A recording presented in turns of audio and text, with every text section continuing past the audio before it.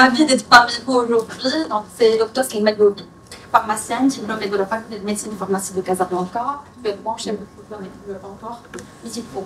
D'accord. On va commencer notre conférence sur l'intérêt du nutraceutique en gastro-entérologie particulièrement aujourd'hui. Donc, on va voir en premier lieu c'est quoi les nutraceutiques. On va voir le marché des nutraceutiques, celui mondial et celui au niveau du Maroc. On va voir les pathologies et les actifs utilisés en gastro-entérologie et c'est ça ce qui vous intéresse. Alors, on va commencer déjà par c'est quoi les nutraceutiques. Alors, les nutraceutiques, en fait, il s'agit de phytocomplexes qui sont hautement concentrés en actifs. D'accord. Ces actifs doivent être titrés et standardisés et bien sûr, ils doivent être hautement concentrés avec un effet bénéfique pour la santé de l'humain, pour la santé de l'homme. Cet effet peut être curatif ou bien préventif à l'échelle des maladies. Alors, vous allez trouver bien sûr au niveau de vos officines différents nutraceutiques avec différentes formes galéniques. Alors, il faut faire la différence entre nutraceutique, complément alimentaire et médicament. Ce n'est pas du tout la même chose. Alors, un médicament, comme vous le connaissez bien sûr, c'est une molécule synthétique ou bien hémisynthétique avec l'autorisation de mise sur le marché marocain et bien sûr qui a prouvé ses études de vie, etc. dont l'accent est beaucoup plus le traitement. Un complément alimentaire, là, ce sont des vitamines ou bien des minéraux qui vont venir compléter notre alimentation. Donc, le but, c'est beaucoup plus préventif. Par contre, un nutraceutique, c'est comme on veut dire un phytomédicament qui est à base d'actifs hautement concentrés, pas des plantes, ce sont les actifs des plantes hautement concentrés, titrés et standardisés bien sûr, et dans les faits, c'est soit préventif, soit curatif des maladies. Maintenant, malheureusement, le statut nutraceutique n'existe pas au Maroc. Donc, vous allez trouver que tous les nutraceutiques, ils sont enregistrés en tant que compléments alimentaires. Or que ce ne sont pas des compléments alimentaires. D'accord. Alors, on passe le marché des nutraceutiques. Alors, le marché des nutraceutiques à l'échelle mondiale, il a connu une forte croissance et innovation. Alors, en 2020, c'était à 320. En 2020, c'était à 320 milliards de dollars. En 2021, c'était à 341 milliards de dollars avec une évolution de plus 6,5. En 2023, c'était à 371 milliards de dollars avec une évolution de 8,75. Et prévention 2026, Inch'Allah, ça va être à 531 milliards de dollars avec une évolution de plus 9,41. C'est une évolution qui est vraiment constante et a un fort intérêt actuellement enregistré. Alors, vous savez qu'en 2021, le marché mondial des médicaments était à 1200 milliards de dollars. Et si on voit le pourcentage des nutraceutiques en 2021, ben en fait, le marché mondial des nutraceutiques, il représente 22% du marché mondial de la santé. Et quand même, c'est un pourcentage qui est assez important. Alors, au Maroc, le marché mondial des nutraceutiques en 2021, il était à 2 milliards de dirhams.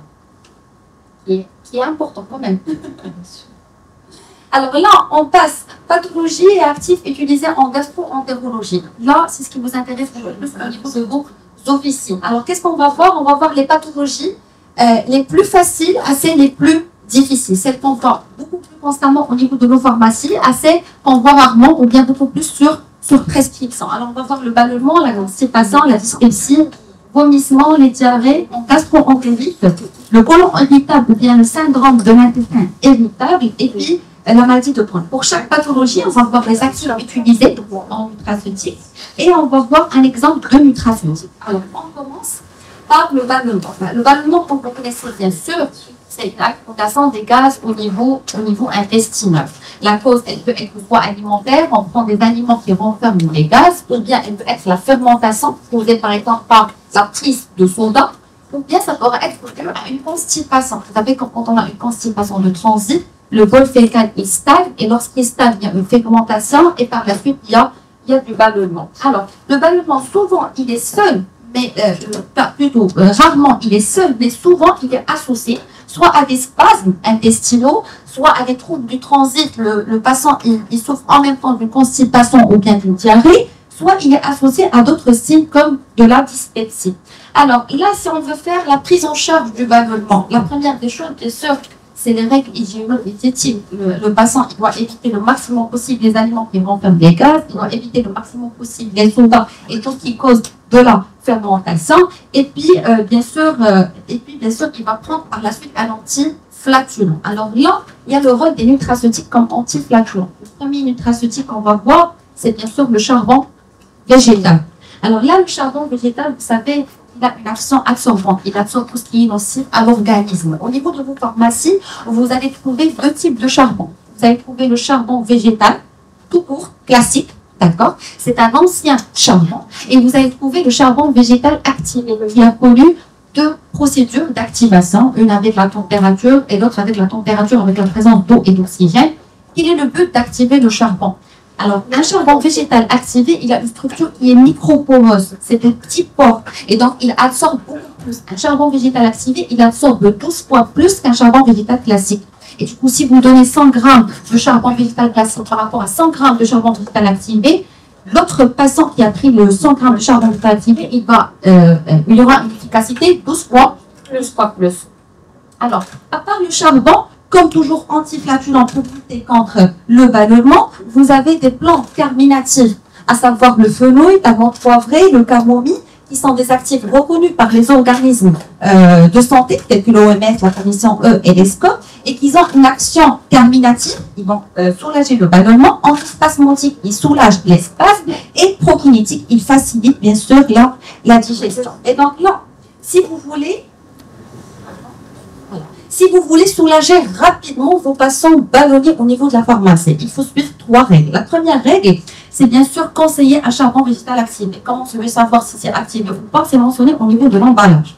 D'accord? La deuxième des choses, c'est de conseiller un fort dosage en charbon. Plus le charbon il est fortement dosé, plus l'efficacité elle est là, et plus, bien sûr, la guérison est plus rapide. Alors, la troisième des choses, puisque le ballonnement est souvent associé à des spasmes ou bien à des problèmes de digestion, donc la présence d'actifs prokinétiques ou antispasmodiques tels que le fenouil, carvé, camomille, c'est important pour agir les deux en même temps. Vous savez que quand, par exemple, un patient il est ballonné et en même temps il a des spasmes, généralement au niveau de la pharmacie, on va conseiller un antiflatulent, on va conseiller un antispasmodique, n'est-ce pas? Or, on ne peut pas prendre les deux en même temps. Pourquoi? Parce que l'antiflatulent, il va absorber l'antispasmodique et si ça, on n'a rien donné. On a donné après qu'un traitement antiflatulent. On n'a pas donné de traitement antispasmodique, mais si on l'a délivré.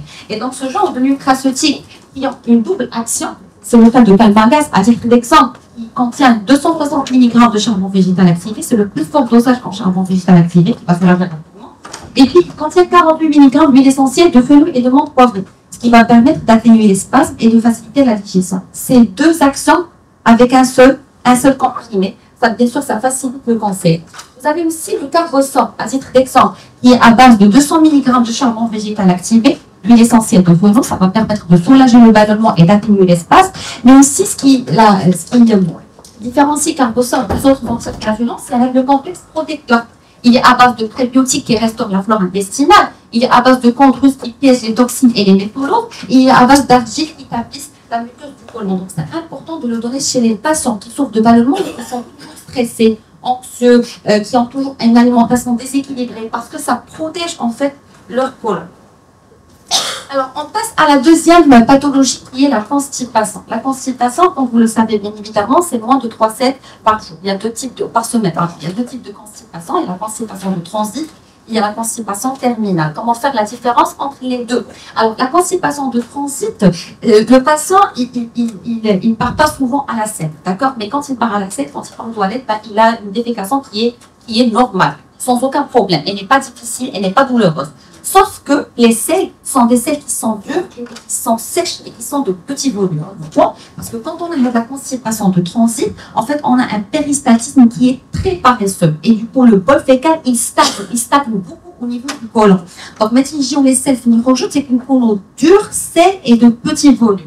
Là, bien sûr, il faut conseiller toujours les règles hygiéno-diététiques, à savoir boire suffisamment d'eau, bouger, pas forcément de l'activité physique, mais bouger, tout simplement. Il faut que la personne bouge, avec la prise, bien sûr, de légumes et de fruits qui sont riches en fibres alimentaires. On pourra conseiller de plus un laxatif osmotique ou bien un laxatif stimulant en deuxième intention. Alors, quand on a une constipation terminale, là, qu'est-ce qui se passe? C'est pas un côlon qui paresseux. Non. C'est en fait une anomalie au niveau du sphincter anorectal. Vous savez qu'au niveau de notre région anorectale, on a deux sphincters. Le rectum, une fois il est plein, il envoie un signal au cerveau et le cerveau, il ordonne le premier sphincter à s'ouvrir. Alors, quand on a le contact entre le bol rectal et le sphincter, c'est là où on a l'envie d'aller aux toilettes. Le problème chez les gens qui ont la constipation terminale, c'est une anomalie du sphincter anorectal. Le sphincter ne s'ouvre pas. D'accord? Et donc, ce sont une défécation avec effort poussé, douloureuse, difficile. Et le patient, généralement, il traîne à la selle. Pour ce genre de patient, bien sûr, les selles peuvent sortir d'une manière, c'est-à-dire de forme normale. Ça freine. Et donc, ici, pour ce genre de constipation, bien sûr, toujours, il faut les règles hygiéno-diététiques, mais il faut conseiller là un laxatif par voie rectale et non pas par voie orale. Si le patient, il souffre des deux constipation, c'est-à-dire les efforts de poussée difficiles, douloureuses et en même temps sèche dure de petits volumes, là il faut conseiller il faut associer les deux types de laxatifs par voie orale et par voie rectale. Donc on passe aux différents actifs que vous allez trouver au niveau de vos nutraceutiques au niveau des pharmacies. Avec différents, bien sûr, types de laxatifs. Alors, comme laxatifs osmotiques qui vont faire appel à l'eau, vous allez trouver la manne qui est riche en 50% de mannitol. La manne, c'est comme ça fait que je fais une neige. Par exemple, c'est pour y avoir en fait, il neige, etc. Il y a la manne qui est trop sucrée et qui est riche de 50% de mannitol. Vous allez trouver aussi la prune qui est riche en 15% de sorbitol. Et donc, les deux types de nutraceutiques, ils vont jouer le rôle d'un laxatif osmotique. Alors, à part, on va trouver bien sûr les laxatifs de l'Est. Les laxatifs de l'Est qui sont riches en fibres alimentaires, à savoir la mauve, à savoir le wakame, à savoir pectine de pomme. Alors, vous savez que généralement, avec les laxatifs de l'Est, on a souvent les patients qui nous disent il n'y a pas vraiment une efficacité. Je prends des fruits, je prends des légumes, je prends halal, mais j'ai toujours un transit qui est, j'ai toujours de la constipation. Alors, les fibres alimentaires, ils agissent comment? Ils vont fixer de l'eau, d'accord? Ils ne sont pas absorbés, ils ne sont pas digérés, pas absorbés, ils arrivent au niveau du côlon, ils fixent de l'eau et ils se gonflent. Donc, pour assurer un gonflement qui est plus rapide et une évacuation des selles qui est aussi rapide, il faut que le patient charbonnement en grande quantité de l'eau les rase pour son organisme et de l'eau les rase les fibres alimentaires pour qu'ils se gonflent plus rapidement. Alors, vous allez trouver aussi des laxatifs irritants.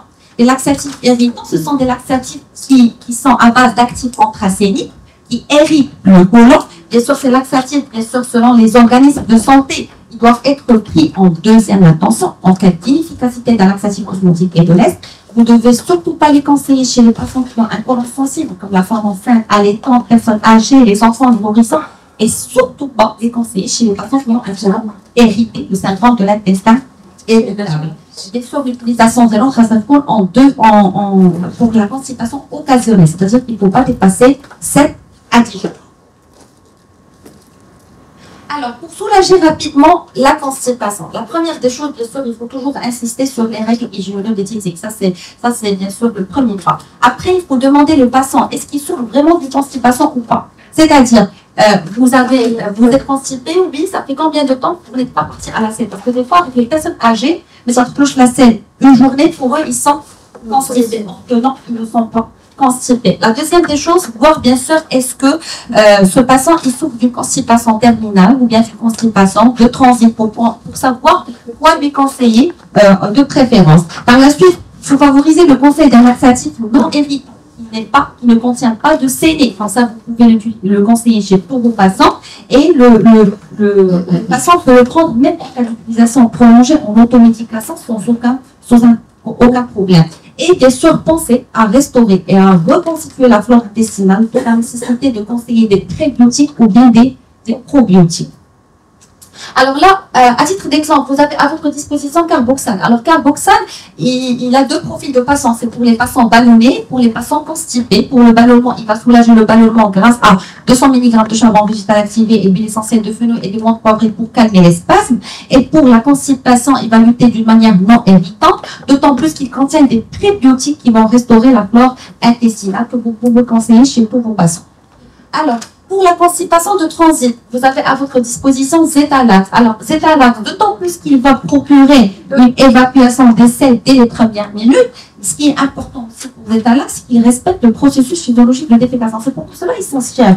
Parce qu'ils ont un mécanisme de protection de la région anorectale. Donc, ils vont assurer une défécation qui est en fait physiologique. C'est le cas aussi que vous pouvez bien sûr conseiller, même chez les femmes enceintes, même chez les femmes allaitantes, sans aucun problème. Maintenant, c'est le cas aussi pour Rectolax. Alors, Rectolax, d'autant plus qu'il évacue les selles dès les premières minutes et il protège la région anorectale.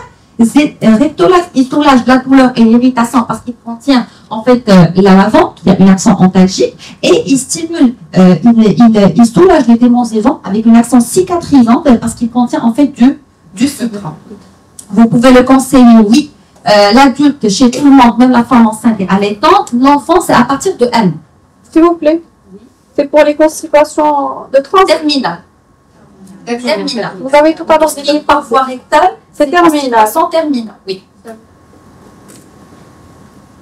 Alors, la troisième pathologie qui est la dyspepsie, une digestion qui est difficile. Le patient se présente avec des douleurs, avec une lourdeur, avec une pesanteur. Le patient se présente aussi avec des éructations, avec un ballonnement épigastrique. Une fois il mange, souvent il est ballonné, d'accord? Et parfois avec des nausées et des vomissements.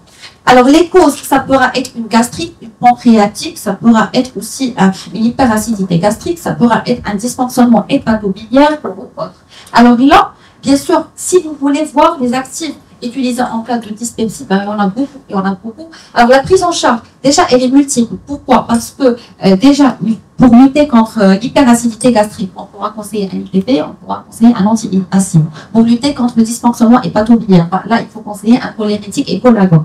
Et donc, pour lutter aussi contre les nausées et les vomissements, il faut conseiller un anti-hémétique. C'est 3 produits pour une seule pathologie. Qu'est-ce qui est le plus que vous ramène un nutraceutique en cas de dyspepsie?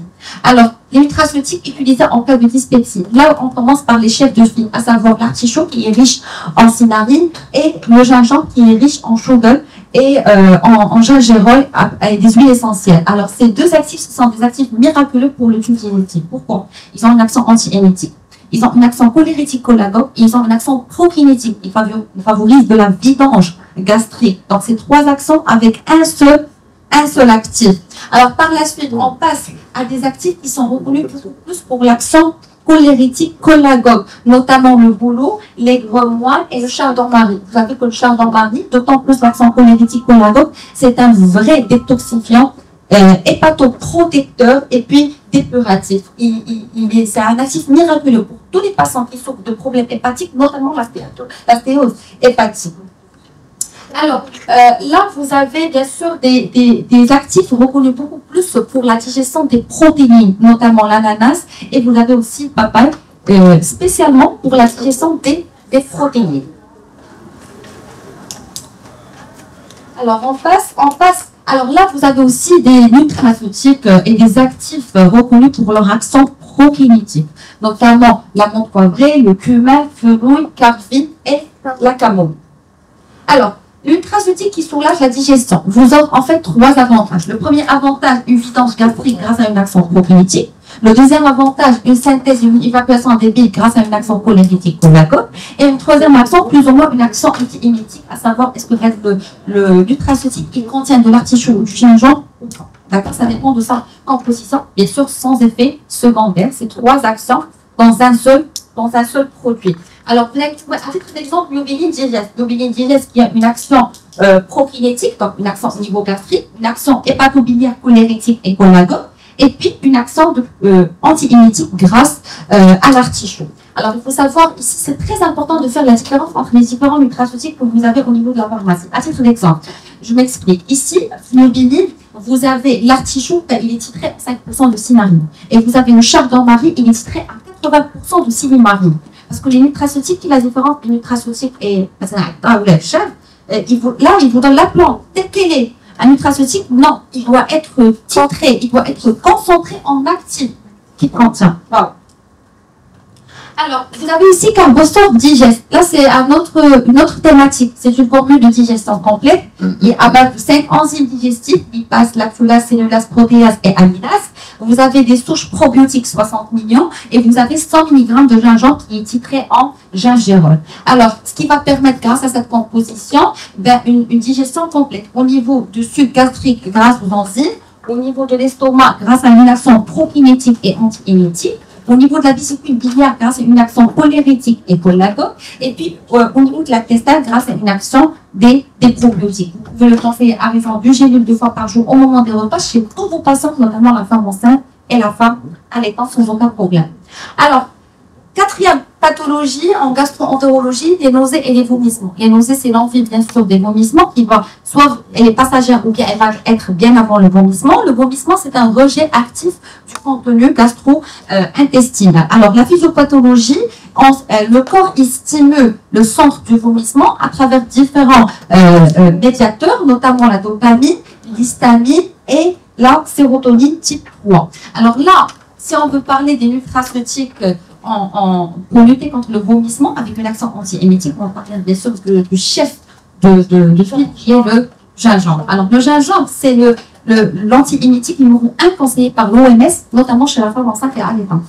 D'accord, c'est l'anti-émétique numéro 1 qui est conseillé en première intention, notamment chez la femme enceinte et allaitante. Alors le gingembre, il n'a pas une action sur la dopamine, il n'a pas une action centrale, il a une action périphérique. Il va bloquer les récepteurs de la sérotonine type 3. D'accord? Alors il y a beaucoup d'études qui prouvent l'efficacité du gingembre, notamment une méta-analyse qui a bien sûr regroupé une quinzaine d'études, d'accord, et qui a affirmé aussi l'efficacité du gingembre pour lutter contre les nausées et vomissements de la grossesse, post-chimiothérapie, post-opératoire, bien sûr les nausées et les vomissements induits par les antirétroviraux et également ceux du mal de transport ou bien le mal de mer. Alors comme autre nutraceutique, vous allez trouver aussi de la vitamine B6, d'accord, qui est aussi favorisée chez la femme enceinte par l'OMS, à raison de 10 à 15 mg 3 fois par jour et à ne pas dépasser 200 mg par jour. Je vous ai cité quelques aliments où il y a la vitamine B6, bien sûr, en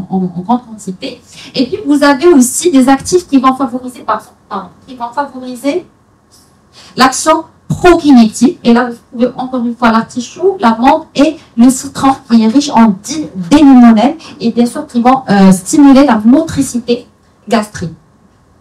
Alors, un nutraceutique qui soulage les nausées et vomissements en pharmacie, il va vous offrir 3 avantages toujours. Alors, premièrement, une action anti-émétique, soit en bloquant la sérotonine type 3, soit en assurant la vidange gastrique. Pas d'effet secondaire, ni les effets extrapyramidaux, ni somnolence, ni hypotension. Et bien sûr que vous pouvez le conseiller chez la femme enceinte. Là, vous trouvez à votre disposition, à titre d'exemple, le Maternov. Le Maternov qui est à base de 250 mg de gingembre, d'accord? Mais c'est pas n'importe quel gingembre, parce que sinon, on peut le prendre de n'importe l'épicerie, ou la bière. Alors là, le gingembre de Maternov, alors en fait, il est dosé à 250 mg par gélule. Il est titré en gingerol et en shogun. C'est une qualité gingérin. Et la qualité gingérin, c'est la qualité qui est recommandée par l'OMS, notamment chez la femme enceinte et allaitante. Et puis, bien sûr, il est sans effet secondaire. Vous pouvez le conseiller à raison d'1 à 2 gélules, 2 fois par jour. Alors, là aussi, vous avez le Vagadis. Alors, le Vagadis, c'est une autre thématique. En fait, il est à base du gingembre, cannelle et réglisse. C'est un anti-émétique puissance 3. Pourquoi la puissance 3? Tout simplement parce que il est à base de 3 actifs qui ont une action anti-émétique périphérique en bloquant la sérotonine type 3, mais d'autant plus l'action anti-émétique. Le Vagadis, il a 3 autres actions complémentaires, à savoir une action prokinétique, une action antiseptique grâce à la cannelle et puis une action antispasmodique, d'accord, grâce à la réglisse. Et donc vous avez 3 autres actions en gastro-entérite. C'est important de conseiller ce genre de produit parce que vous avez 3 actions avec un seul produit, que vous pouvez le conseiller l'adulte à raison de 3 cuillères à soupe par jour, les enfants moins de 5 ans à raison d'une cuillère à café 2 fois par jour, enfants de plus de 5 ans à raison de une cuillère à soupe, un café 3 fois par jour, bien sûr, avant les repas. Alors, diarrhée. La diarrhée maintenant, c'est le contraire de la constipation. C'est quand on a de plus de 3 selles par jour, d'accord? Ça pourra être une diarrhée aiguë, moins de 14 jours, persistante entre 14 et 28 jours, ou bien chronique lorsqu'elle dépasse les 28 jours. Alors là, les causes de la diarrhée aiguë, c'est principalement une cause post-antibiotique. Ça pourra être dû à une infection intestinale ou bien à diarrhée du voyageur dû à Escherichia coli. Maintenant, diarrhée chronique, c'est beaucoup plus, elle est due au syndrome de l'intestin irritable. Alors là, les actifs utilisés en cas de diarrhée, vous avez trouvé Myrtille, vous avez trouvé Salicare, Boursa Pasteur et puis Châtenay. Ils sont des actifs anti-diarrhéiques par différentes propriétés. Ils protègent la muqueuse gastrique, d'accord, ou bien ils ont une action antiseptique, antivirale, ou bien ils ont une action astringente. Maintenant, on ne peut pas passer les diarrhées sans parler d'un probiotique tellement utilisé en diarrhée et tellement en innovation, c'est bien sûr les probiotiques. Alors les probiotiques, c'est quoi? Ce sont des micro-organismes qui vont venir reconstituer la flore intestinale. Vous savez que le marché du nutraceutique, c'est le marché parmi les marchés les plus en innovation. En 2013, c'était à 32 milliards de dollars. En 2019, c'était à 48 milliards de dollars. En 2021, c'est 51 milliards de dollars. Si on va par rapport au marché mondial du nutraceutique, l'ICAN à 341 milliards de dollars. Dans ce cas, les nutraceutiques, ils représentent 14% de ce marché-là. C'est vraiment le marché le plus en croissance et en innovation. Alors, quand vous avez un probiotique avec les prébiotiques c'est les nutriments qui favorisent la croissance des probiotiques. Vous avez un symbiotique. Et c'est ça la nouveauté. Un symbiotique, bien sûr, il est plus efficace qu'un probiotique. Alors, quels sont les rôles des probiotiques? Ils ont beaucoup de rôles. Ils ont beaucoup de rôles. Vous savez que les probiotiques, ils vont venir faire les mêmes rôles que notre flore intestinale que nous avons. Alors, le premier rôle, c'est un rôle antiviral et antibactérien par différents mécanismes. La première des choses, c'est un rôle de barrière. La deuxième des choses, ils vont sécréter les bactériocides qui vont tuer les bactéries pathogènes. Et puis, ils vont prendre le glucose, ils vont le transformer en acide gras à chaîne courte. C'est une source d'énergie pour eux. Quand ils vont faire cela, ils vont rendre le milieu acide. Et quand ils vont rendre le milieu acide, c'est un milieu qui est défavorable à la croissance bactérienne. Alors, un autre rôle, un rôle de protection de la muqueuse intestinale. Vous savez qu'au niveau de notre intestin, et ça c'est un rôle qui est très important pour les gens aussi qui ont une altération, bien qui ont le syndrome de l'intestin irritable. Alors, vous savez qu'au niveau de notre intestin, on a une barrière intestinale qui nous protège. Elle est composée de 3 couches. Vous avez la première couche qui est la couche de la flore intestinale, la deuxième couche qui est la couche du mucus, et la troisième couche, c'est la couche des entérocytes, les cellules de l'intestin qui sont liées par des jonctions. Malheureusement, la barrière elle est altérée au fur et à mesure du temps des causes environnementales, etc. Maintenant, qu'est-ce qui se passe? Ce qui se passe, c'est que la barrière intestinale, quand elle est altérée, les probiotiques, ils ont un rôle majeur. Pourquoi? Parce que la flore intestinale, les probiotiques, ils vont, premièrement, reconstituer le déséquilibre qu'on a au niveau de la flore. Deuxièmement, restaurer la libération du mucus. Troisièmement, ils vont resserrer les jonctions intracellulaires. D'où le rôle qui est très important chez les patients, par exemple, qui souffrent du syndrome de l'intestin irritable. Alors, un rôle anti-inflammatoire et immunitaire, il favorise l'immunité, et puis un rôle métabolique et nutritionnel, il favorise la production des vitamines, notamment la vitamine K, notamment la vitamine, les vitamines du groupe B, les acides aminés comme leucine, valine, etc. Alors, là, ça c'est important. Lorsqu'on a une diarrhée post-antibiotique, qu'est-ce qui se passe? On prend un antibiotique, bien sûr, il va soit tuer, soit inhiber la croissance de toutes les bactéries qu'il va croiser, notamment les bactéries pathogènes et les bactéries de notre flore intestinale. Bien, alors qu'est-ce qui va se passer? Il y aura une dysbiose, un déséquilibre, mais qui est quantitatif, parce que la quantité, ça freine. Et donc, avec le taux de glucose qu'on a, ben, il va pas, de glucides qu'on a, il ne va pas être complètement transformé en acide gras à chaîne courte. Et qu'est-ce qui va se passer? On a un taux de glucides qui est important au niveau de notre côlon, et donc on a un laxatif qui est osmotique, qui est joué maintenant. Et donc c'est une diarrhée. La diarrhée post-antibiotique, c'est en fait une diarrhée qui est osmotique. Ça fait, quand on prend un symbiotique, qu'est-ce qui va se passer? Il va reconstituer la flore intestinale, il n'y aura plus de dysbiose, ça ferait, et du coup il y aura encore une fois la transformation du glucide en acide gras à chaîne courte. Il n'y aura plus de diarrhée post-antibiotique. C'est important de le prendre parce qu'en même temps, il va soulager la diarrhée, en même temps, il va reconstituer notre flore intestinale. Bien sûr, la prise doit être à distance de l'antibiotique. Référence à jeun. Mais pour cela, est-ce que tous les probiotiques que vous avez au niveau de votre pharmacie, ils vont faire la même efficacité? Non.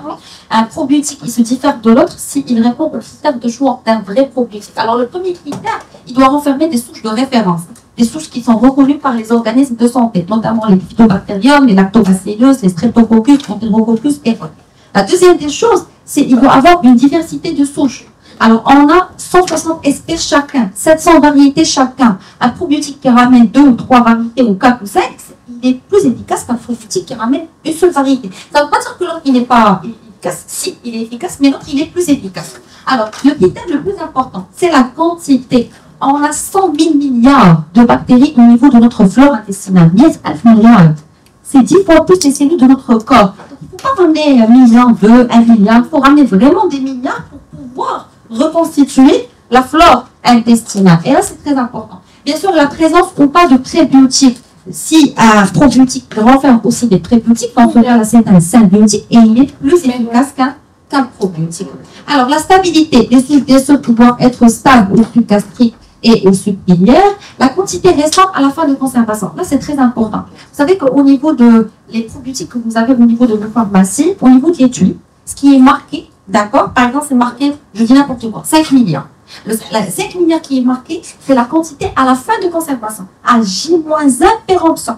C'est-à-dire, si vous ramenez un probiotique en pharmacie, il est loin de la date de péremption, la quantité qu'il renferme, c'est beaucoup plus la quantité, c'est mentionné au niveau de l'emballage. Parce que ce sont des micro-organismes aussi, ils vont au fur et à mesure du temps. Ça freine. Donc, la quantité que vous allez donner le patient, elle est beaucoup plus importante. Si vous donnez au patient un probiotique à J-1 péremption, il va prendre avec la quantité qui est mentionnée au niveau de l'emballage. Et ça, c'est très important pour que vous, au niveau de la pharmacie, il faut faire la différence entre ce qui est dit oralement et ce qui est écrit au niveau des étuis. Voilà. Alors aussi, la cerise sur le gâteau, c'est rasucrose sans gluten, sans lactose, sans additifs, sans OGM. Comme ça, tout le monde, même les personnes qui ont des maladies cœliaques ou autres, peuvent le prendre en toute sécurité. Alors, là, en cas de diarrhée, la prise en charge, elle est multiple. Alors, soit je peux conseiller un médicament antidiarrhéique, il va soulager la diarrhée, oui, mais en même temps, il ne peut pas me réparer la mucose intestinale, il ne peut pas me reconstituer la flore intestinale. Soit, je peux conseiller un probiotique, ou bien un symbiotique. Et là, il va bien sûr me soulager la diarrhée, tout en reconstituant la flore intestinale. Alors, des exemples. Vous avez à votre disposition 3 exemples. Vous avez Adiaflor, c'est un excellent produit, n'est-ce pas?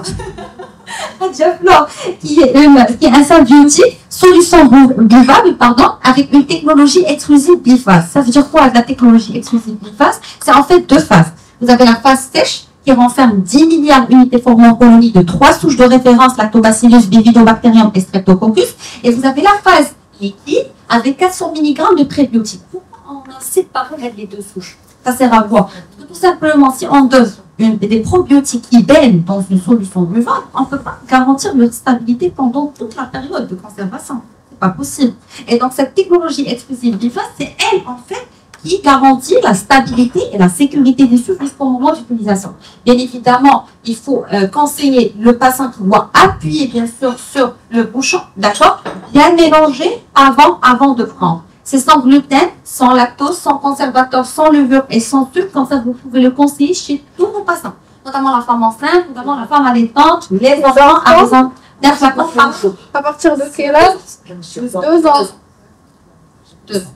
Alors, vous avez aussi, là c'est sous forme de flacon buvable. Vous avez aussi un autre symbiotique sous forme de gélules. Là, vous avez le Carboxane Flora. Carboxane Flora, il est à base de 7 souches de référence, 3 Lactobacillus, 2 Streptococcus, 1 Enterococcus et 1 Bacillus, avec 10 milliards d'unités formées en colonie de bactéries par gélule, la présence de 2 prébiotiques, et sûr, il est stable au suc gastrique et biliaire, pas besoin de le conserver au réfrigérateur, convient même aux patients les plus sensibles parce qu'il est sans gluten, sans additifs, sans OGM et sans lactose, et puis ça reste bien sûr accessible.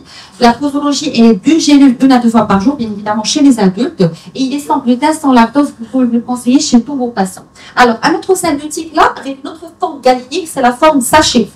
Alors là, vous avez Curaflor. Curaflor, il contient 8 milliards d'unités formées en colonie par sachet de 2 souches de référence, les Bifidobacterium et les Lactobacillus, avec 500 mg de prébiotiques, fructo-oligosaccharides et luminiers. Alors, ce qui différencie Curaflor des autres symbiotiques sous forme de sachet, c'est qu'en fait, la prise, elle peut être faite directement dans la bouche. Et ça, ce qui amélioré l'observance, même chez les enfants. Parce que pour eux, c'est comme un bonbon. C'est un goût de vanille, un excellent goût de vanille, qui va faciliter l'observance. Quand vous pouvez l'utiliser dans un verre d'eau sans aucun problème. Lui aussi, il est sans gluten, sans lactose, sans conservateur et sans additifs.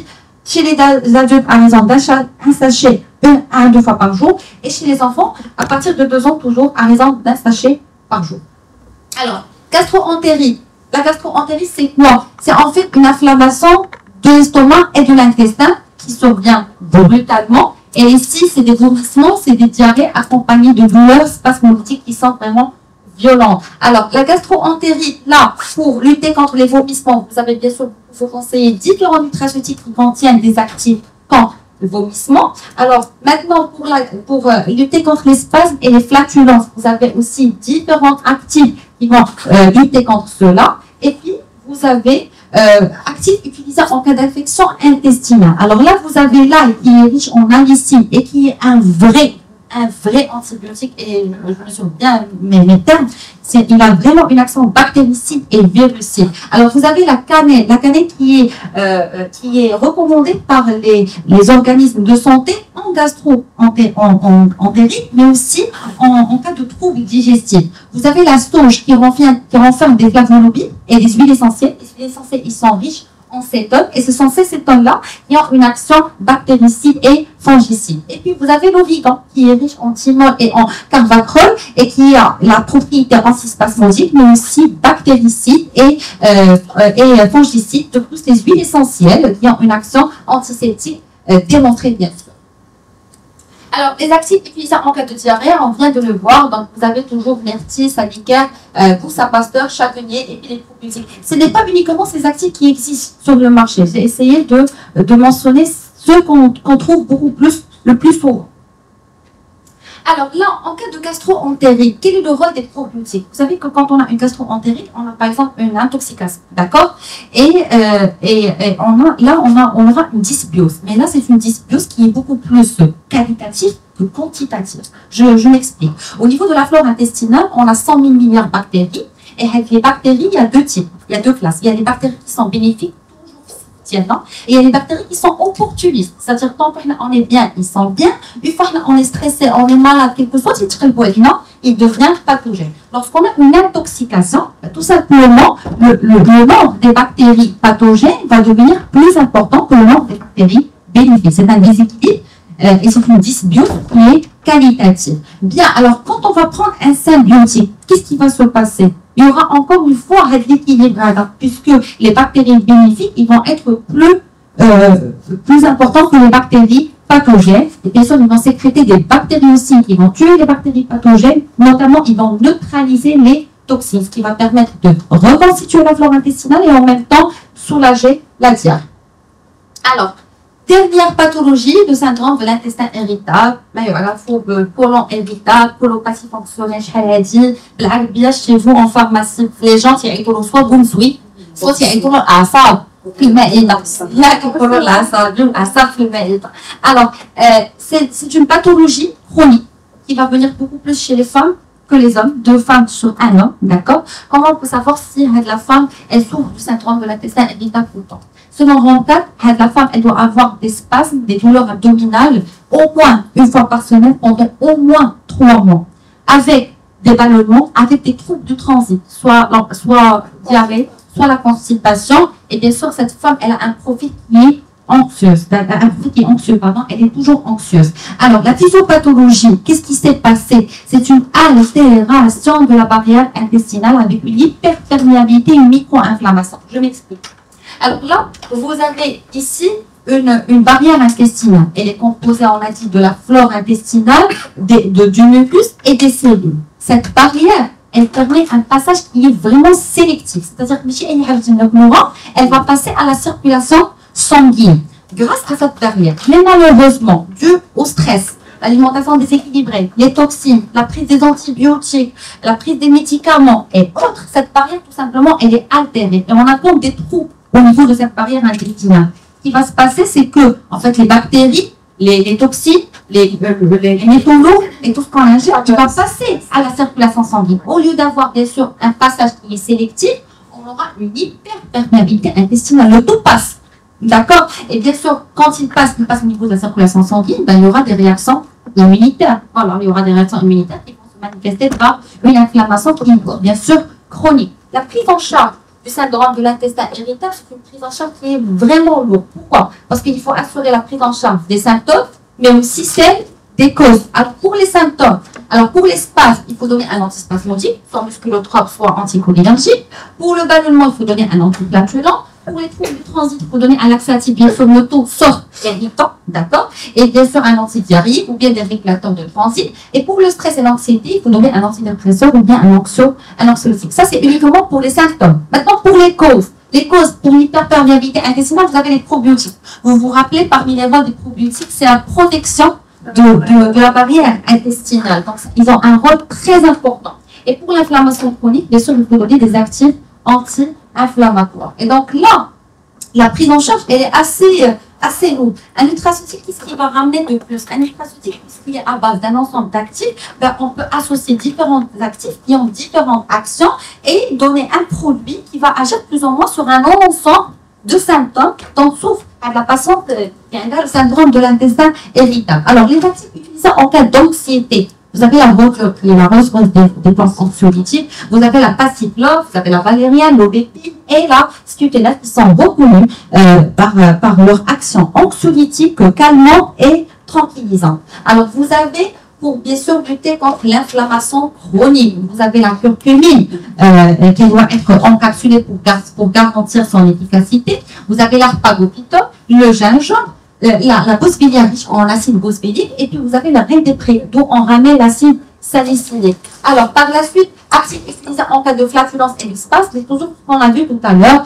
comme la menthe, le cumin, le goïscarbide, et puis la camomille. Alors, un nutraceutique. Alors, comme on a dit tout à l'heure, le syndrome de l'intestin irritable, c'est une pathologie qui est lourde. Et du coup, il faut non seulement agir sur les symptômes, mais aussi sur les causes. Le nutraceutique, c'est toujours une alternative naturelle qui est efficace et en même temps, elle est sécuritaire avec un bon profil de tolérance. Alors, on va voir des exemples. Là, vous avez à titre d'exemple le curcol.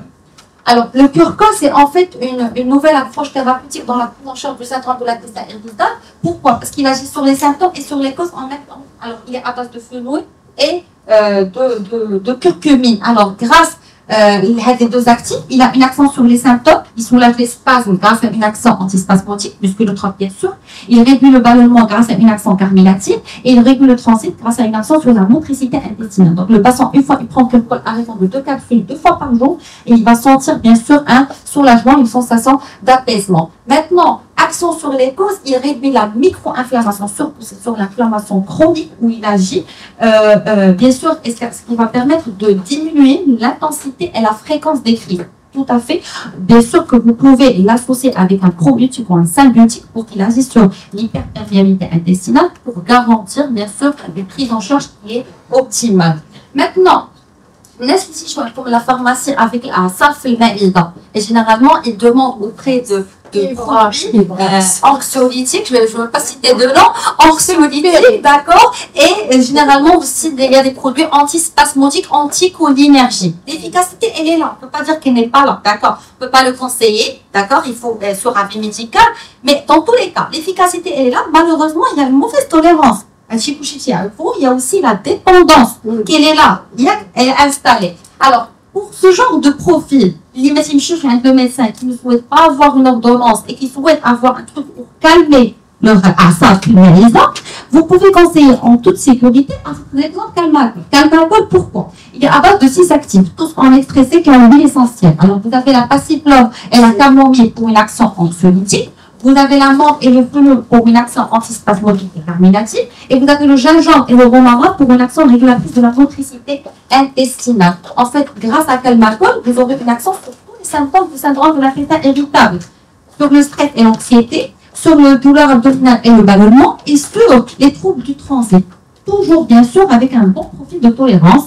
Pas d'effet secondaire, pas de dépendance. Surtout pas de dépendance. Vous pouvez le conseiller à raison d'1 à 2 comprimés 2 fois par jour. Voilà. J'espère que c'était intéressant.